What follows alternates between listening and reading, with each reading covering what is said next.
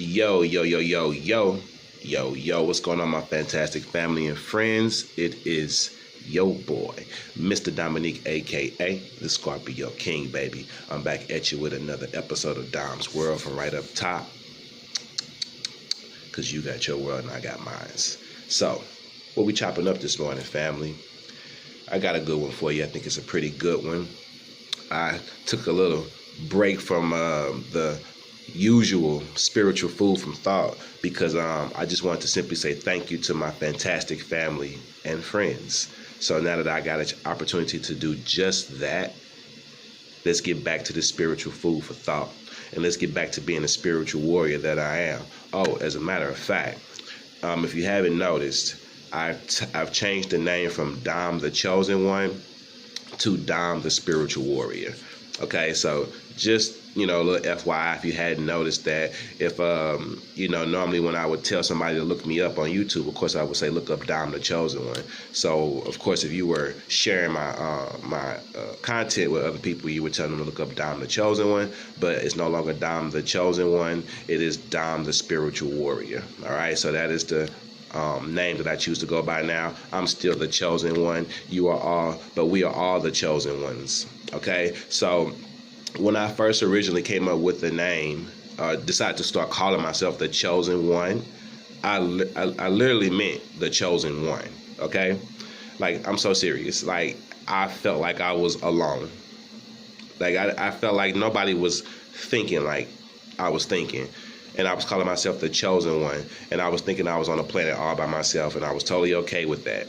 And now that I know that there are so many other family members, spiritual brothers and sisters that consider themselves to be chosen, I no longer feel the need to call myself the chosen one. Now, there's nothing wrong with anyone still calling themselves the chosen one, because you could consider yourself to be the one of all the chosen ones. But I just, when I was calling myself the chosen one, it was because I actually thought I was the only person thinking that way. But now that I know that there are so many more of you who think the same way I do, I'm not on the planet all by myself. I'm not the only one with these spiritual levels in my brain. Now that I know that, I don't feel the need to call myself the chosen one anymore. We are all chosen. All of us who choose to embrace that, all of you who choose to call yourself chosen, consider to be chosen, embrace being chosen, therefore you are chosen. Okay? But the spiritual warrior is something that I came up with while speaking to you all about being chosen. And it just came out so naturally, talking about spirituality and then my mindset of being a warrior. So calling myself the spiritual warrior just makes sense. So when you want to share my content, you tell someone to look me up, they have to look up Dom the Spiritual Warrior. Okay? Now, chop, chop, chop. Family, God knows your heart. Okay? God knows your heart. So, why are you sending up these prayers that are filtered? Why are you trying to filter your prayers? Why are you trying to filter your mindset and your thought process? To the Creator? To the Creator. Okay, let's do this. Yeah, I want to leave you with a good one this weekend. So let's do this. Let me give you an example of exactly where I'm at with this one today. How many of you out there are parents? If you're a parent, you have a child, okay? And how many of you understand when I say, as a parent, you give your child many opportunities to come to you and be real with you? You give your child many opportunities to tell the truth, and not try to lie to you and deceive you. They're kids. They don't know any better. They think they know something that you don't know. Every kid think they're doing something that you ain't never done before. Every kid think that what's going on in their generation is new up under the sun. So they try to lie and deceive you and play you. And you just kind of be thinking to yourself like, I created you. I created these games you playing. I know you. I'm your maker. I'm your father. I'm your mother. I'm your parent. I've watched you grow up from day one. Why are you lying to me? As a parent, do you understand what I'm saying to you, that when you give your child a chance to tell you the truth, when you ask your child, so tell me what happened, and your child starts telling you some of the truth, but you already know the whole truth. You already know. You already talk to the teacher, or you already talk to the family member or whoever. You already know the whole story, but you're just giving your child a chance to tell you the truth. You want to see if they're going to be honest with you. And your child tells you some of the truth, and they're flat out, right there to your face, lie to you or not tell you the whole truth. Isn't that disappointing? Isn't it kind of like, wow, you just lied to me, or you just told me half the truth, right here to my face with a straight face? You know, like, isn't that disappointing? And for some of you, it might flat out just piss you off and make you mad. As a father, as a mother, as a guardian to that child, you feel disappointed that they will lie to you and deceive you and not tell you the whole truth, especially when you already know the truth. Now take that same situation and take that responsibility of the father and the mother that you had and give it to Yahweh. And now make yourself the child. So now Yahweh, your father, has given you an opportunity to tell the truth to him and be honest to him. And you decided to filter your prayers and tell him what you wanted him to hear. You told him half the truth. You don't think that's disappointing to him? Think about it. Think about it. You would be disappointed if your child lied to you. You would be disappointed if your child hid the truth from you and tried to deceive you.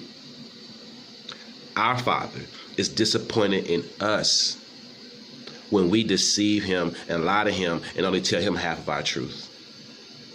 And he knows the truth. And that's why I'm saying to you, he knows your heart. He's the creator. He made you. God can read your heart. What's the point to this, Mr. D? Where you going with this? I'm going to tell you where I'm going with this. When you talk to God, when you're confessing to God and asking for forgiveness, when you're spilling your truth to God, you got to tell him every single low down, dirty, dark piece of the truth. You can't tell him what you think he wants to hear, because what he wants to hear is the truth. What he wants is for you to be honest, authentic, and real with him. He wants to know that going forward, he can trust you. He can rely on you to be honest with him. You won't hide the truth from him, no matter how ugly it is. Because you know what? No matter how ugly your truth is, he already knows. Wait a minute. No matter how ugly your truth is, he already knows, because he was there when you did it. Woo! Hey, Ric Flair, baby. He was there when you did it. So what you lying for? Who you lying to? There's one person who knows everything you've done. Every little thing you've done in the dark. So why you lying to him? What you lying for? He cannot help you. And in my opinion, he will not help you until you confess the low down, dirty, deep, dark truth to him. Not to no other man, not to no pastor, no preacher, no pope, no youth leader, no counselor, no therapist, me, him, her, them, nobody. Him. That's one person that needs to know your truth, because that's the person who already knows it, but he needs to hear you say it, and he needs to hear you confess it with your lips, your tongue, your mouth. Only then can you truly be forgiven. And then you can carry on and move on with your life. It's a beautiful thing to feel forgiveness, to know you are forgiven, to be forgiven, whether it's from God or from another human being. It's a beautiful thing to have that weight taken off your shoulders when you're forgiven for your sins, when you're forgiven for your wrongdoing, when you're forgiven for what you said that was wrong. It allows you to decompress and start over again. We're only human beings, family. Stop thinking you perfect. Stop thinking you won't make a mistake. Stop thinking you won't do something to hurt somebody. Stop thinking you won't say the wrong thing. So therefore, you need to get comfortable with being uncomfortable when it's time to tell God your awkward truth. You at a whole nother level when you do that, there's nothing you can't talk to him about. Once you do that, once he knows, well, first of all, he knows. Can we just acknowledge, okay? First of all, he knows. But once you confess and have that conversation with him, once you acknowledge that you know he knows, y'all can go somewhere. Y'all can do some things. He can work with that. He can use you.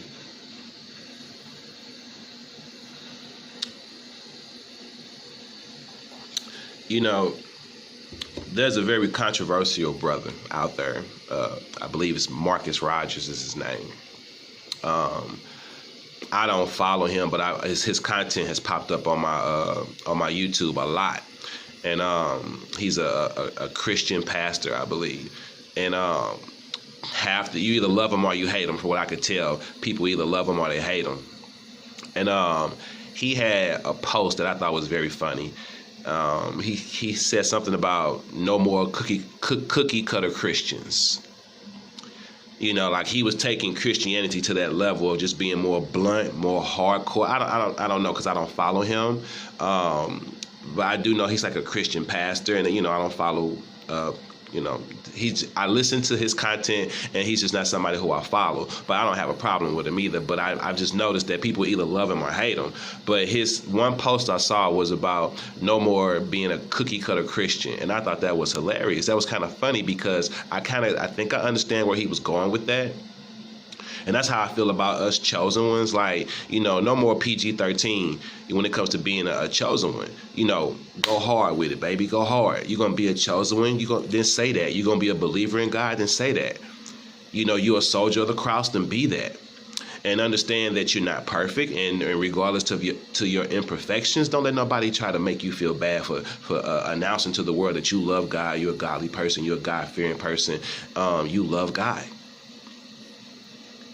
We got to stop letting people make us feel bad for that, guilty for that, because we ain't perfect. Jesus Christ showed a long time ago that he came to this earth to mingle amongst sinners. Mingle amongst, those who didn't know any better. That's where you go show your light, shine your light. That's what you do, chosen ones. Stop trying to hang around people that are only seeing the world the way you see it. I mean, that's good to have that. It's good to fellowship with people who think like you do, like-minded people. Don't get me wrong, that's good for the soul. But understand that you have a responsibility to shine that light in the dark. You have a responsibility to take your wisdom where there is no wisdom being shown and shed. You got to do that. And if it's not on this platform, then this may be amongst your friends, amongst your family, with one-on-one with somebody, or maybe it's just for you to just show other people that you're just living a life where you're just trying to be the best that you can be. People are watching everything you do, everything we do, chosen ones. They're watching. Remember that. They're watching. They're watching for you to, if you're failing, they're watching if you're successful. It doesn't matter. They're watching. Okay? And to be honest with you, they're waiting on you to fail. So don't give them the satisfaction of failing. Be successful, not only in your financial journey, but be successful in your journey to Christ, with Christ. Be successful in your journey with, becoming strong and elevating your mind and believing in yourself more and loving yourself more and knowing that you deserve nothing but the best. Okay? I digress. God loves you. He can read your heart.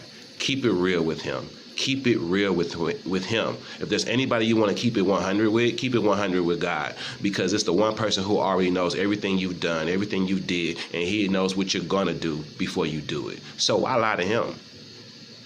Why lie to him? If you can't be honest with God, you can't be honest with nobody. It's the one person who loves you just the way you are because he made you and he understands you. Imperfections and all, okay? It is your boy, Mr. Dominique, a.k.a. the Scorpio King, saying peace and one love, baby.